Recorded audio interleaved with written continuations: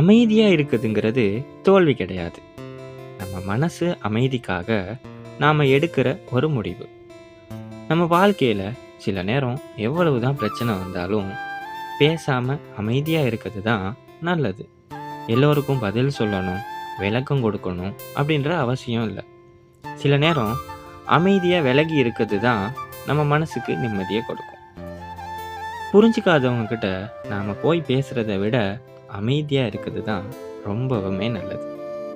இந்த அமைதியை யாராலுமே கொடுக்க முடியாது, நம்மளே நமக்கு கொடுக்குற வரைக்கும். கோபத்துல பேசுற வார்த்தை மற்றவங்கள காயப்படுத்தும். அதனால கொஞ்சம் அமைதியா இருந்துட்டு மனசு தெளிவானதுக்கு பிறகு போயிட்டு பேசுறது நல்லது.